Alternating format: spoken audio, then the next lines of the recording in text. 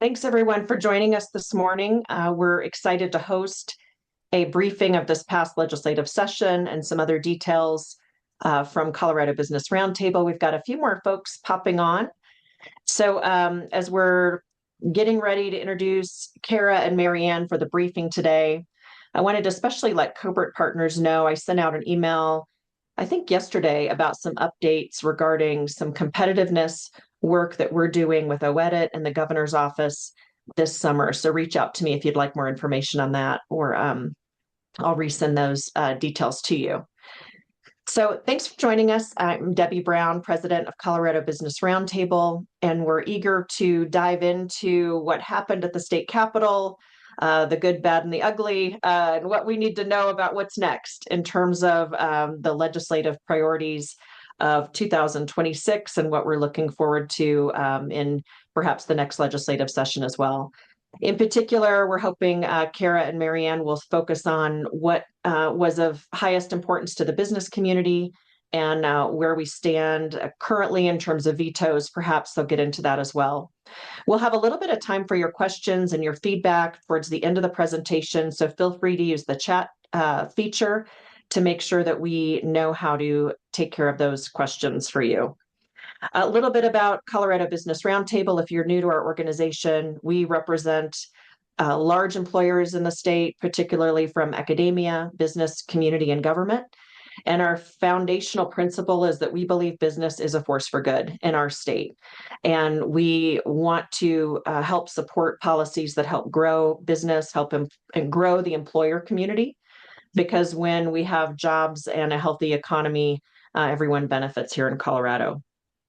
So if you're not already a partner, feel free to reach out to me after the Zoom webinar today, and I'm happy to give you some more information about engaging.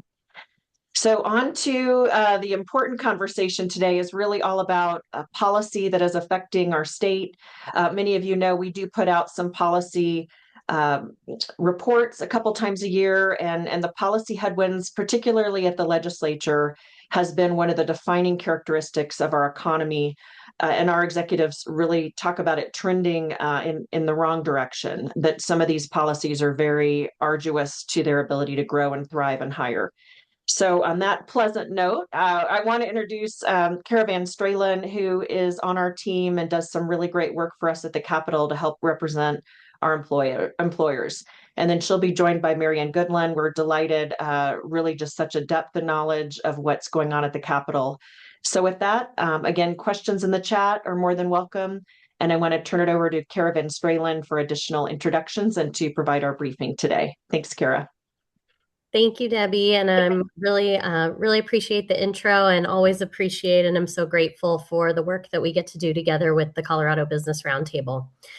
With that, I'll share a little bit about my background and then introduce Marianne here, and then we'll get into it. But a little bit about me.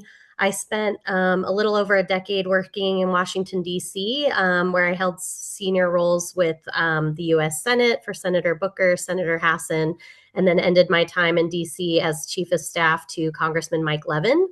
Then I moved to Colorado, and I'm never leaving, and spent some time working in the Polis administration as his policy director before getting into consulting. And now I get to work with large employers and bigger businesses and help them navigate the Colorado State Capitol.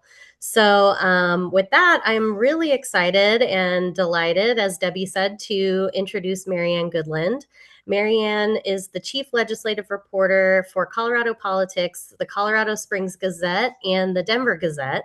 And she actually began covering the General Assembly way back in 1998. So all the institutional knowledge is here in this Zoom. And she's been honored with over 60 awards. One of note was in 2023, she was awarded the Keeper of the Flame Award by the Society of Professional Journalists. And one other fun fact about Marianne that I so appreciate is she is also an accomplished Celtic harpist, and she has graced the Colorado Capitol with her music several times. I've been able to see that and experience that. So while we have no music on the agenda today, we will try to keep you entertained, at least with our background here on what happened in the legislative session. So thank you, Marianne, for joining us. You're welcome. Glad to be here. Great. Well, we will just hop right in. I think the 2026 legislative session was a bit of a crazy one, but they always are, as you would know better than anyone else. But let's talk about sort of the big picture major themes for 2026. What would you say were the major themes and defining moments of this session? Clearly, the defining theme of this session was the budget. The legislators had to find, depending on whose forecast you went with, either between $1.2 billion or $1.5 billion to cut in order to balance the budget. And I'm sure your viewers know, but just as a reminder, the only constitutionally mandated requirement of our legislature is to pass a balanced budget. Everything else is just whatever they decide to work on. So, and that was not an easy process. When the revenue forecast came out on March 20, which kind of guides those last minute tweaks, it pushed introducing the budget out another week because they had to find yet more money to cut out of the budget.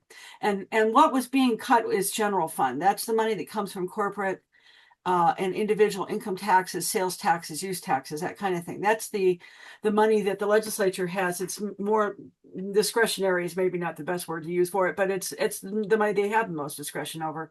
And even though the budget was a $46.8 billion budget, only about a third of that, maybe a little bit more, is actually made up of general fund. And that funds things like the state's contributions on Medicaid and K-12 education and higher ed. And, and they all receive money from other sources, but their primary sources are the general fund.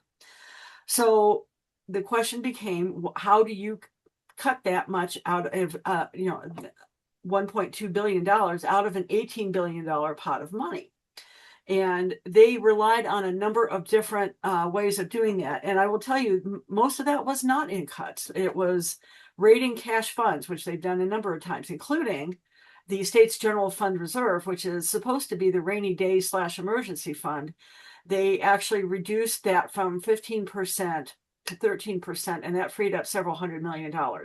That was a huge part of that. They made changes in legislation. And this started with the special session last year, where they actually increased corporate income tax or corporate taxes to cover some of the shortfall that happened last year, and still in the 25-26 budget. They wound up passing more legislation on taxes that would help shore up the budget. They made a lot of changes in that area. The actual cuts were probably not more than about a third of what they decided to cut, and those cuts hit hard for a lot of folks. Cuts in Medicaid, cuts in provider rates, and the provider rates is what the state pays to people who provide Medicaid services: doctors, nurses, hospitals, providers of all kinds, any kind of medical service. And they did an across the board 2% cut to the provider rates, and that didn't go over well, as you might well imagine. They also cut a lot of programs, including programs that help fund families with children or adult children with intellectual and developmental disabilities. And that was a very, very controversial cut, and one that was deeply, deeply troubling to lawmakers. But they did it. They cut it, and they did it. So the budget really was the big ticket item that kind of carried over everything, because what it meant, not only did they have to cut the budget, but there was no money for new programs. And usually the legislatures, the Joint Budget Committee, when they finish up the budget, they'll set aside about $40 million for legislation still moving through the process. This year, it was zero. They left nothing. So that meant that if you had a bill with a cost, you either figured out how to get rid of that cost, or your bill wasn't going to move forward. So that put a crimp in a lot of things. But legislators were also creative. They did things like trying to fund bills with gifts, grants, and donations. One of the most notable ones was a bill from Representative Lisa Foray of Arvada, in which she got up in front of the committee and said, "I'll pay for this bill myself out of my own pocket." I've never actually heard that before. That was kind of interesting. And she eventually did find a way to eliminate the cost on that one, so that bill moved forward. A lot of it was, let's push it off to next year or 2 years from now or several years from now. And that is, and I'm just going to say it, in my opinion, that's incredibly short-sighted, because the Joint Budget Committee has made it incredibly clear next year isn't going to be any better.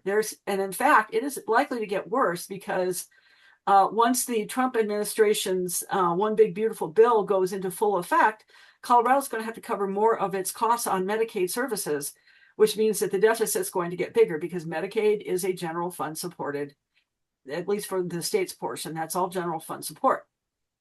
So pushing off bills until next year or even 2 years from now is probably not going to work, because there isn't going to be any money then either. So the budget sort of covered everything. It was a shadow over everything that happened at the Capitol this year.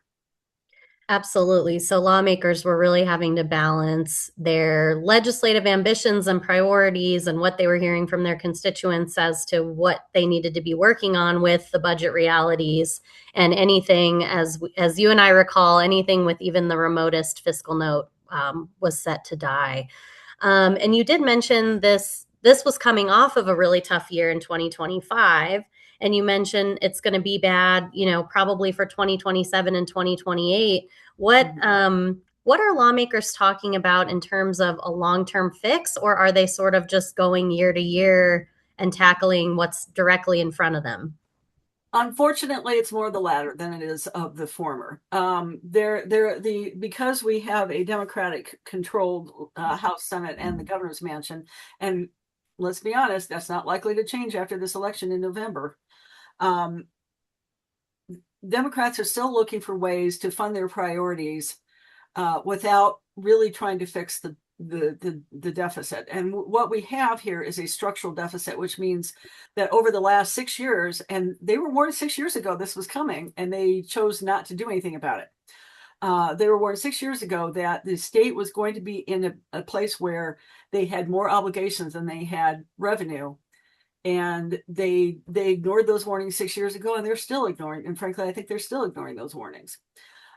So what they've done is they've sent ballot measures to the November ballot. One of which is on increasing the Tabor cap, which really sets how much they're allowed to spend every year. Increasing the Tabor cap by how much the state spends on K-12 education. That's about $5 billion. And by increasing that cap, they would be able to keep more of the Tabor money that would normally be refunded and use it to fund priorities. Now, the measure was billed as this is going to be for education. But if you look at the measure, it really isn't. About a quarter of it maybe is going to education. The rest of it is going to go to whatever they decide is going to be a priority. Now, they put some language in the measure to say that it was going to go to kids. That's so generic. It could be anything. That could be education. That could be Medicaid. That could be childcare. That could be a whole lot of different things. That could be higher ed. I mean, that could be anything. Or as long as it goes to something that helps kids, and that's just that's going to be a massive amount of money if the voters approve it in November. That's been their big solution, and it's not really a solution to fixing the structural deficit. And if you listen to people like Senator Barbara Kirkmeyer, who has been beating the drum on this one for years, they need to cut spending. And looking at this year's budget, how they balanced that $1.2 billion cut, most of it was not in how they cut spending. It was in a whole lot of other things, whether it was a reserve or adding in more taxes or fees or whatever. So this is a problem that they're going to continue to face for the foreseeable future. And I blame some of that on term limits. Hmm. people don't last very long at the legislature. I think the average is like 4.5 years. When you're only there for a couple of years, you don't really it's almost impossible to think long term. What is the state going to look like 5 years, 10 years? Doesn't happen. Yeah, that's true.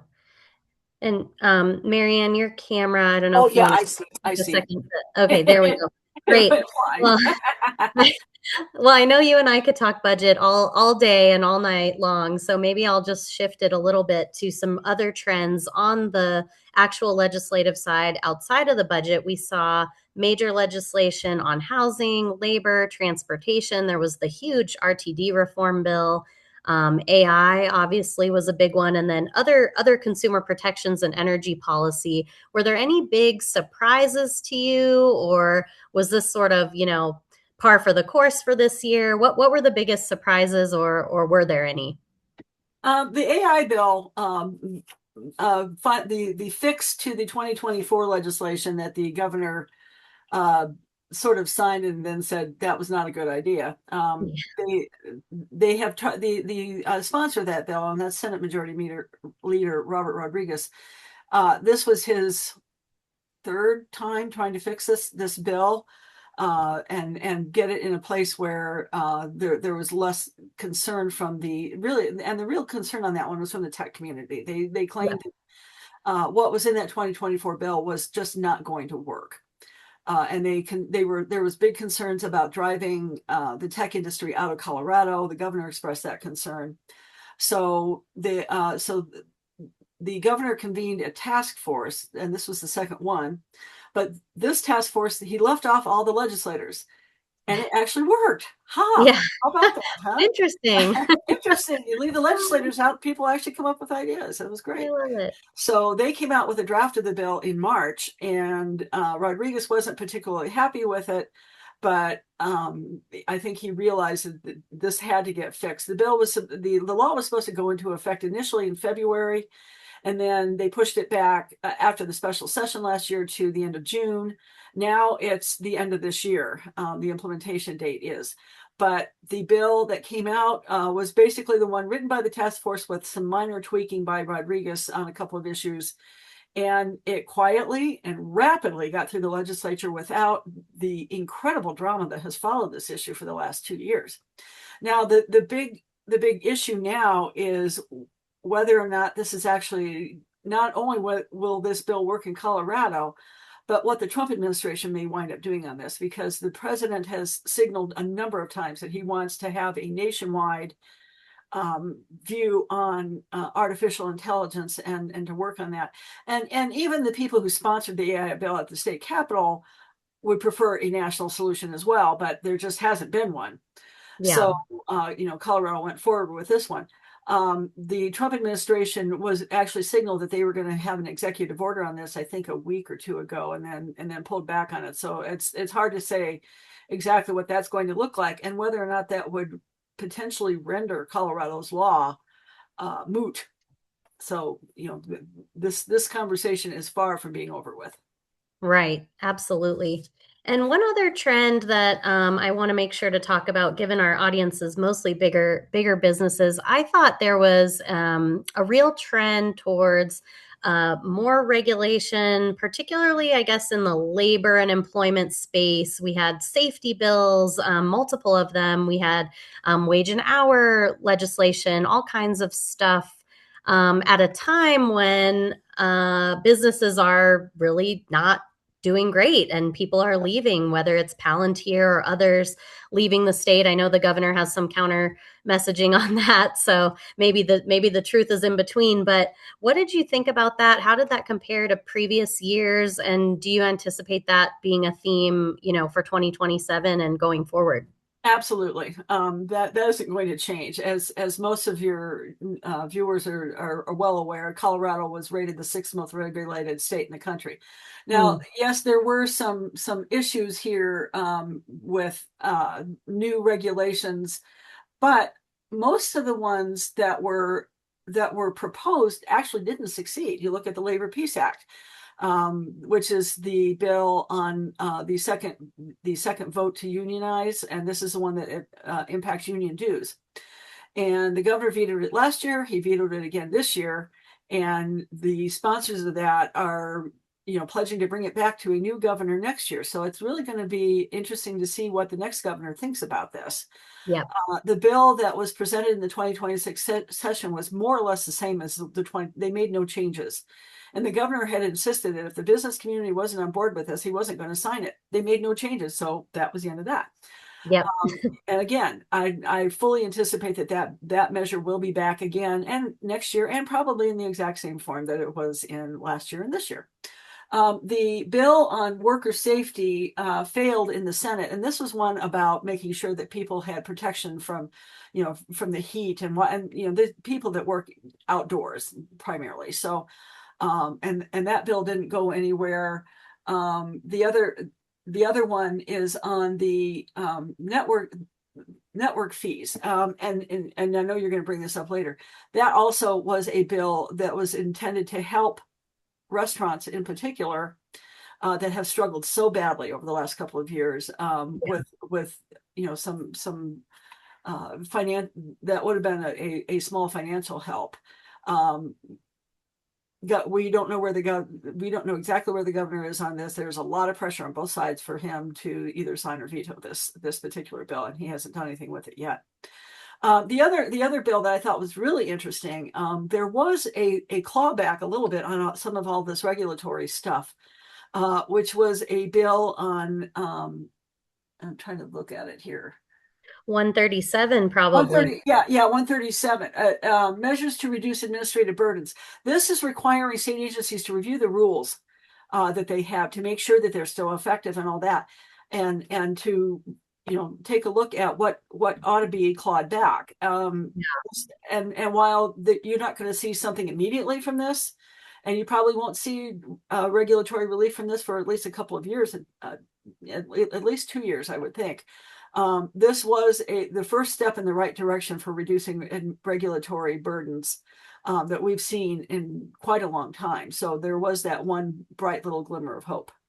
Yeah, absolutely. And we're going to cover, as you mentioned, I am going to do a brief little slideshow, and this is a perfect segue into it that is going to talk specifically about what COBRT worked on and where we had influence. So Lily, I don't know if you want to pull up our slideshow, but then we can talk a little bit more in depth about some of these issues that Marianne has mentioned and where things shook out on the handful of issues that the Business Roundtable took a position on. So we can go ahead and move to the next slide. And this is just COBRT's engagement by the numbers. So we tracked, monitored, and engaged on 19 bills this session. We took official positions on 7 of these, and the wonderful Debbie Brown testified on 3, 2 one in person, 1 remotely, and submitted written testimony for 1. We opposed 4 bills, 2 failed, as Marianne mentioned, and 2 passed the legislature. 1 has been vetoed, which we'll get into in a minute, but that was the labor peace bill. And then 1 might be vetoed, which was the other bill Marianne mentioned, which is the payment cards and networks fees bill. Of the 3 bills that COBRT supported, all 3 passed the legislature and all 3 have been signed into law. So that's great news. And we can move on to the next slide. So here's everything that the Business Roundtable took a position on. And for those less familiar with our process, we have our executive committee vote on that. And really what we're looking for is, does this impact the business community very significantly?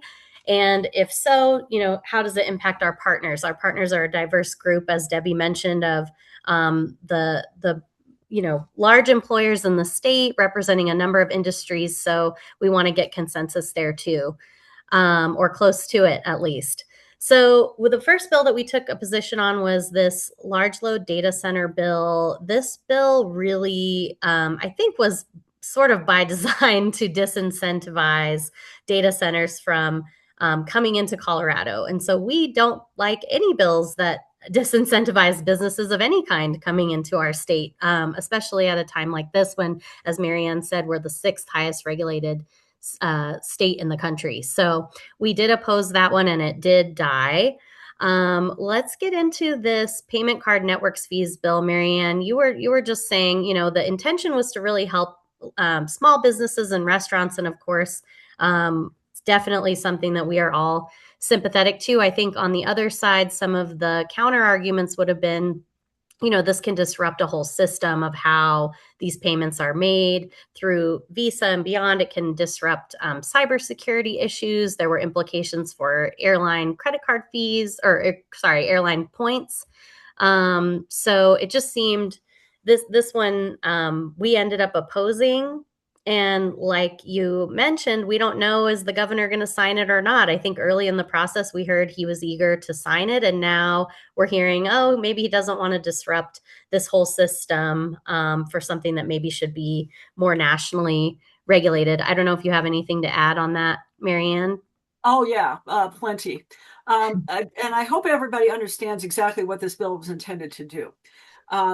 When a retail business runs a credit card, if they're paying tax, if there's a tax attached to the purchase, the business has to pay the credit card fee on that tax, even though they don't get to keep that money.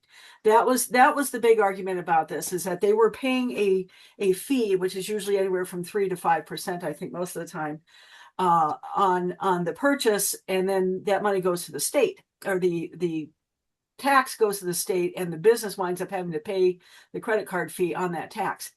So it could be a game changer for a small business. For a large business, maybe not. And this bill was interesting because even though it was intended to help small businesses and restaurants, the big fighters, the big picture people who were in this was, on one side, you had big ticket retailers, Home Depot, Target. They all really I would make sure I get this right. They supported this legislation. On the other side, you had the banks and the credit card companies, the airlines. That to me was always kind of an interesting aspect of this, is that the airlines got involved in this, and you don't see that very often. And the airlines were opposed to this too, claiming that this was going to crimp their style on things like airline points, which we all rely on to get out of here sometimes. So that was how the fight really got, and that's where the fight is now. It's between all the real big picture companies on both sides of the issue. That's who's really fighting over this now. The Restaurant Association obviously supported this, and a lot of small businesses did, but this was an incredibly intense fight, and frankly a really interesting one. This was a fascinating bill to cover. Yeah, absolutely. Don't know where the governor's going to land on this one. Yes, we initially thought that he was planning to support it, and now we're not. Now it's not so sure. There was a lot of hysteria though over this bill too, from the banks and what have you, that said if this bill passes, it's gonna be really hard to implement everything else. And what we heard is no, it really wouldn't be that difficult. As to the national aspect of this is where things could be really, really interesting. Illinois passed a bill that was similar to this, and they got sued over it. And if the governor signs this, I expect we'll get sued over it too. Colorado will get sued too. But the Office of the Comptroller of the Currency in Washington has stepped into this battle and there's differing opinions about where they think this whole issue is going to land. So I would not be at all surprised to see national movement on this as well. Yeah, I agree. And I think from COBRT's perspective too, the other piece was just the overall consumer experience could be changed if this bill were to pass, when it comes to funding fraud prevention efforts. And like we said, the airline points that we all love so dearly. So so this is a tough one, but hopefully we won't, from our perspective, from COBRT's perspective, we won't see this one signed into law just yet. I will tell you, if this bill gets vetoed, I would not be at all surprised if this doesn't come back again. This bill was again a rehash from last year. There was a bill in 2025 that didn't succeed. Never made. I don't think it ever made it to the governor's desk. It was a lot more elaborate than 134 was. They scaled this one back, and it's still kind of in trouble. Yeah, absolutely. Well, we'll see what ends up happening there. And then I know we've talked about the Senate Bill 137, which really was a wonderful deregulatory measure that's going to, I think, kind of beyond just what it even says, which is like we talked about, they're going to have to review their policies and regulations and see what's outdated, what's unnecessary, what's duplicative. All of that is wonderful. I also think just having the mindset in every aspect of the administration that this is something we should all be keeping an eye on and working to improve. I think that's going to be really great and will go a long way for the business community and other regulated sectors. We talked a bit about the Worker Protection and Collective Bargaining Bill. I'm on 1005 now, and that bill was vetoed by the governor already this year and last year, as Marianne said. I think it will certainly be back again next year. And the question is, of our leading gubernatorial candidates, what will they do? And COBRT actually hosted an event with Senator Bennett. We've hosted all of the gubernatorial candidates on both sides. And we've asked them about this bill. And certainly Barb Kirkmeyer would not sign this bill if it's brought back up. Senator Bennett said he would not sign this bill if it's in its exact same form, unless there were compromises made with the business community. And then AG Phil Weiser did not really respond, one way or the other. He said, we need to work together, we need to compromise, but he didn't have like a strong line on where that would be. So just a little interesting tidbit for our listeners on that. But certainly that bill will be back next year, and we'll see where our governor lands on it. And then this HB 1014 was to extend the Colorado Job Growth Incentive Tax Credit. And so that bill was passed and I believe signed into law either, I think at the end of last week. We talked about 1054, protections for worker safety, which failed in the Senate. I would argue that bill will also be back next year. I think a lot of these,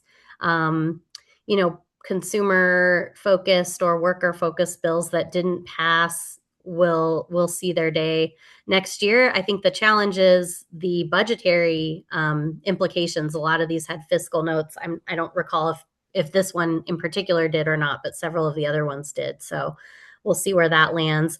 And then we were really excited to see this last one, House Bill 1317, pass, which is going to go a long way in kind of streamlining our workforce efforts in the state.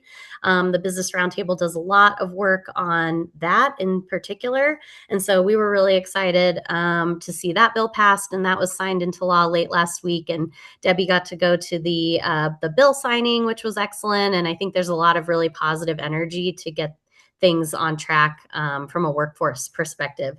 So I don't know, Marianne, did you have any comments on any of these last bills that we engaged on? Yeah, I want to get to this protections for worker safety bill. It had a hell of a fiscal, excuse my language, had a hell of a fiscal note, $1.4 million. Wow. And frankly, no real, and this was it was called a conditional fiscal impact. I have no idea what that means. I've never heard that kind of I've never heard that kind of thing before. I have no idea what a conditional fiscal impact is, but that's an example of the bills that you just say that this isn't going to go anywhere because there's no money for this kind of thing. And to your other point about this coming back next year, I don't have any doubt in the world that we will see this coming back, so long as the lawmakers who are running it are reelected, of course. And that is a factor on some of this. Manny Rootnell will not be back next year because he's running for Congress. Katie Wallace has to run for her Senate seat because she was a vacancy appointment. So, I frankly don't expect her to lose that election, but anything can happen. But even if those lawmakers did not return, and this comes from the progressive side of the Democratic caucus of the legislature. So I expect there's going to be lots of folks to take their place on this legislation should those lawmakers not come back. But where they're going to get the money for this is an absolute mystery. At some point they say fines from violations will cover some of this, but that's counting on that's counting on a lot that a lot of unknowns, frankly, in my opinion. Absolutely. Yeah, that will definitely come back next year. Yeah, absolutely. Any comments on the workforce bill or the tax incentive that was extended here? Those weren't things that I covered as that I sort of kept an eye on them, but it wasn't anything that I wrote about. I just was kind of watching to see what exactly are they willing to do this year. And I want to point out on the bills that COBRT supported, there's a central theme to all three of those. They're bipartisan. Yep. And frankly, that's on major legislation that is sometimes really, really hard to accomplish, to get people to work together on these things. The administrative burdens bill, I thought was the fact that they put major muscle behind that bill. That had all of the leadership of the House and Senate backing this one, and it actually sailed through pretty easily, and unanimous in the Senate and very little opposition in the House. When you got muscle behind a bill like this, you don't be foolish and vote against it. So yeah, and it was the same case, not quite the same case, but close on these other two, where they were wonderfully, in my opinion. I love it when I see lawmakers working together and being bipartisan about these kinds of things, and it does tend to bode well for this legislation. Same thing with House Bill 1014. That bill went through not quite unanimously, but pretty close. It did really, really well. And 1317, I think, also had the same kind of track record.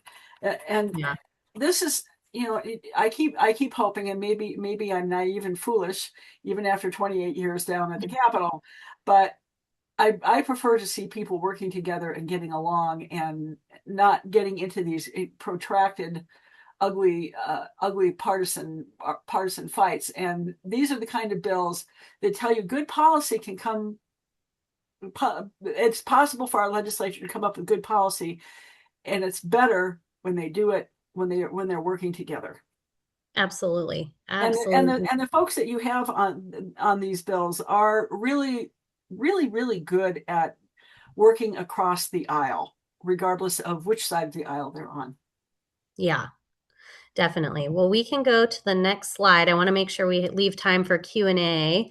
But I think there were just a couple other quick things to flag here. I mean, these are sort of the broader business community impacts that Marianne and I have been talking about at length, and we'll get into a little bit of discussion around what to expect for 2027, especially for businesses. But if we could do one more slide here, Lily. I just wanted to take an opportunity to flag that the Business Roundtable does these policy cabinet meetings every 2 months, and they're a lunch meeting, and we feature really, really interesting speakers. This photo's from the last meeting, which we had just last week. So some real heavy hitters from the House and the Senate coming in to debrief with us on what happened this legislative session. So if you're a COBRT member, a COBRT partner, please be sure to join us or send someone from your organization. And if you're not a COBRT partner, definitely feel free to reach out for more information about this, because I think it's just a great way to stay up to speed on the latest of what's going on at the Capitol and even beyond. We talk about local issues and national as well. So that's it for the slideshow. I do want to have just a brief discussion, Marianne, about what comes next. What are lawmakers already talking about for 2027? We've touched on the budget being, obviously a big part of what's to come. But what are the other emerging issues that might dominate the conversation, or what are you hearing from lawmakers on what they're preparing for? Clearly, data centers is going to continue to be a very, very big issue, whether it's incentives, and that was another data center bill that came through this legislative session that did not make it into law. So I think you'll still continue to have big conversations about data centers. but I also think there's a lot of unknowns, and the biggest unknown is who the next governor is. Yeah. And while there isn't a huge, I don't think you can draw really huge lines between Weiser and Bennett. They support a lot of the same sort of general democratic principles. I think there are enough differences between the two of them that a lot is going to depend on just who winds up sitting on the first floor. And the long expression, you need 33, 18, and 1 still holds. If the governor doesn't support it, you may try it, but it may not get anywhere. Labor Peace Act, of course, is going to be back. Data centers are going to be back. I think there will still be attempts on regulatory review. If Polis vetoes the network thing, and I have to laugh because I just got an email from the Airlines for America group, again pushing for Governor Polis to sign to veto the that just came in just 2 minutes ago, and I just had to laugh. They're still pushing. Yeah.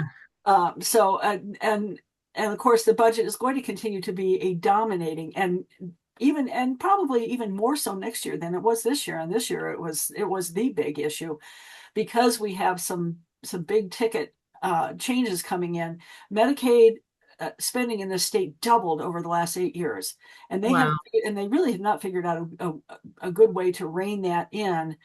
The state and it's sad because these are services people need, but the state can't afford it. They simply don't have the money to do this. So I think and there's going to be a review of Medicaid through legislation that was passed during this session that may come up with some ideas. The other issue you have, of course, is that HICPUF is a mess. They're under federal investigation. They're under, there's a lot that needs to be cleaned up in that situation before you really can fix the problem. Yeah, absolutely. And when it comes to sort of what businesses can do to prepare, I'm advising my clients, including Colorado Business Roundtable, we're going to spend the interim really talking. I mean, sort of what we mentioned with this bipartisan, when there's bipartisanship around a bill, how much farther it can go. Well, I think having conversations with all stripes of the political spectrum is helpful. Certainly the Democrats are in the majority and will stay that way, but we'll be having conversations with all of our leaders and sharing our priorities. We also, from a national perspective, we do summer meetings with our members of Congress too. So we'll be touching on our issues throughout the rest of the interim, getting ready for 2027. I want to bring up one more thing. We're going to have a lot of new people in the legislature because we have a lot of people who are either running for other offices. We have a fair number of people who just decided not to run for another term. So, what goes on in 2027 is also going to be pretty dependent on who actually shows up at the Capitol in January. Yeah, absolutely. Well, Debbie, I will turn it to you if there's any questions for Marianne and I. We are happy to take them for the last few minutes here. Right, thank you. And I don't see any questions in the chat yet. We'll give people a minute. But one of the things, Marianne, I can't believe you've spent 28 years covering Colorado politics at the legislature. I know. Good for you. That historical knowledge, as you mentioned, there's no term limits, right? Thank goodness there are term limits. Thank goodness there aren't term limits on people like you who can think about the history of Colorado in decades, as opposed to just, 2-year terms.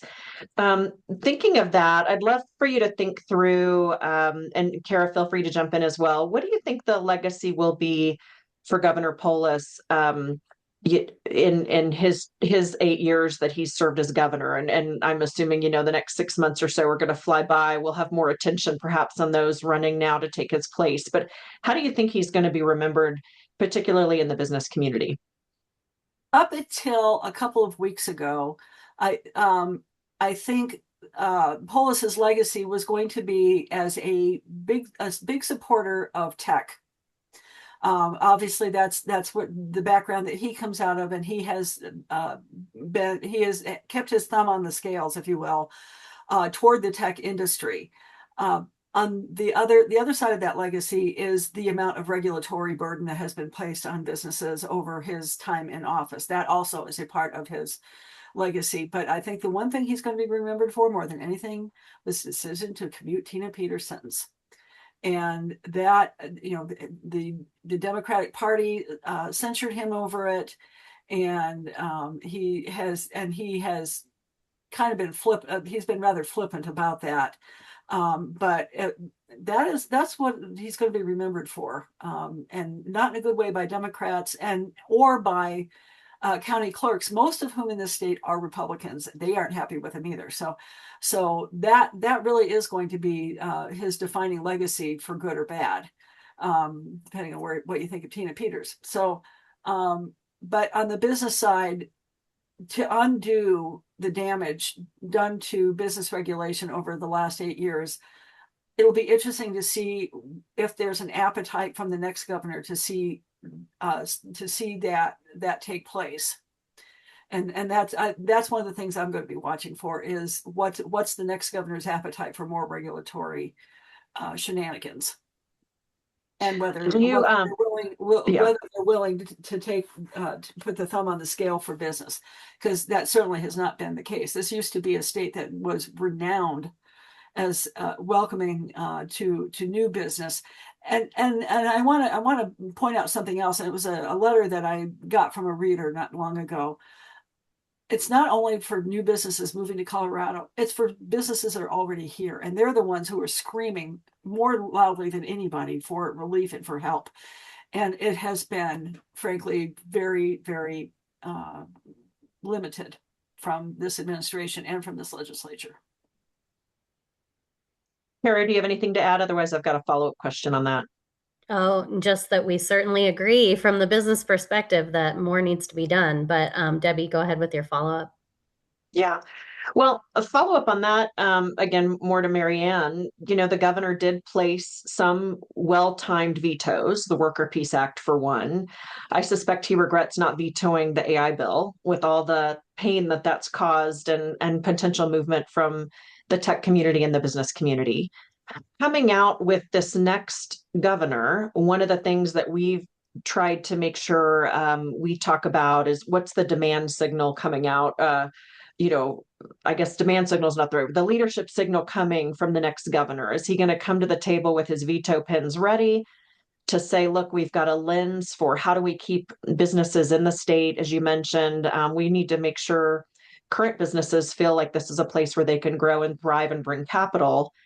And what's the signal he's going to send, he or she, to the next legislature? Would love your feedback on that. We hear a lot of times about certainty, regulatory burden. What's the certainty that you're expecting to come from the next person wearing the title of governor?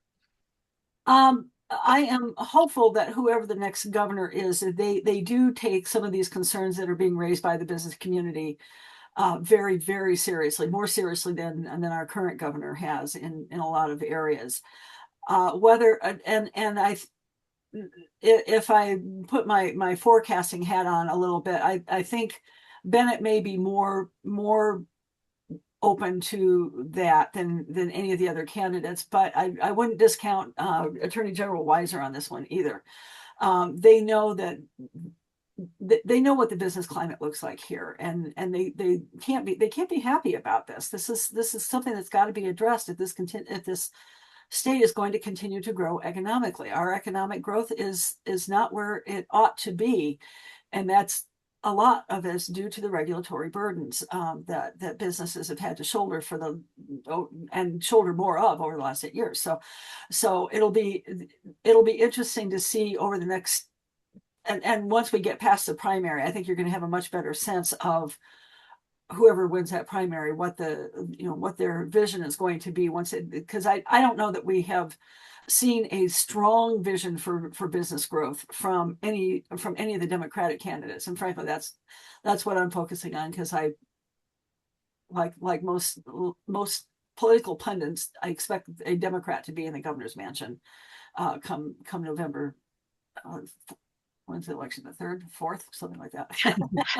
One of the questions in the chat similar to that is based on what this based on this legislative session, what is the biggest management challenge facing the next governor? Is it money, trust, implementation, coordination, or political will? And what would you want to see them do first if you were advising them? I love this question. This is I know.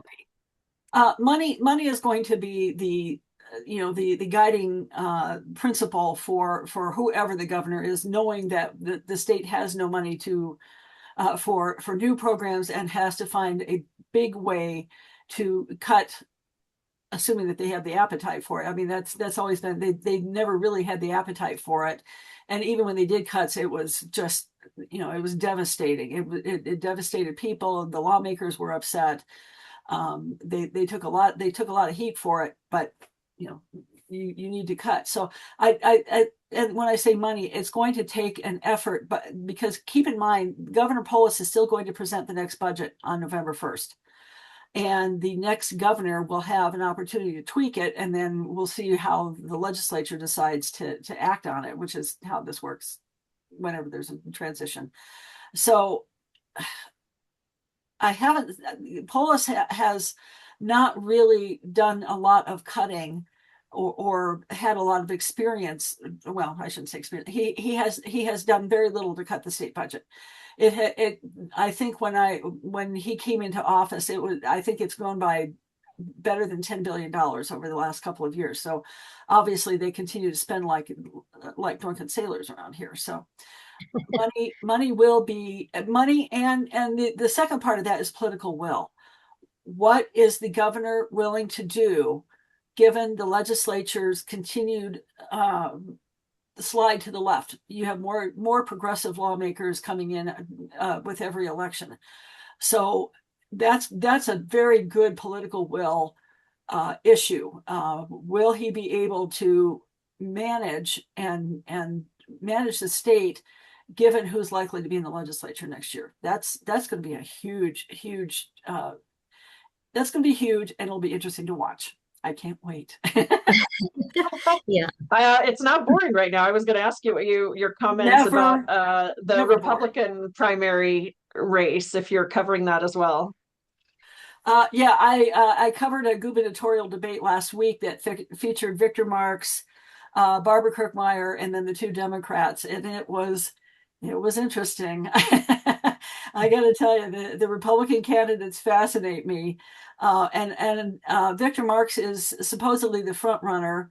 Not sure exactly where that's coming from, but Kyle Clark has mentioned that, so has called him the front runner several times. So if he winds up being the candidate out of the primary, I'm curious to see if we're going to wind up with a situation close to what we had in the 2010 election.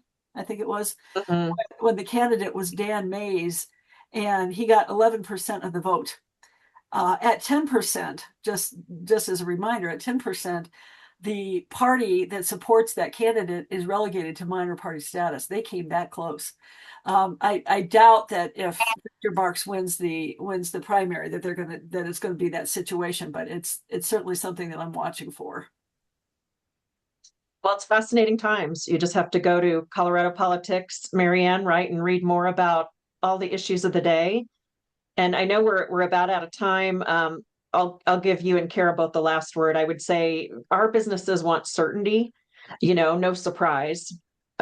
One of the lines I've been saying a lot lately is capital goes where it's well treated, goes where it's welcomed, and it stays where it's well treated. And that's how business leaders are thinking about. They need certainty. And that includes regulatory certainty, and that helps for a thriving economy that benefits all of us. Kara, why don't we give you any closing remarks, then we'll have Marianne wrap us up, and then we'll be good to go for today. Yeah, absolutely. I'll just say thank you again for hosting this to the Colorado Business Roundtable.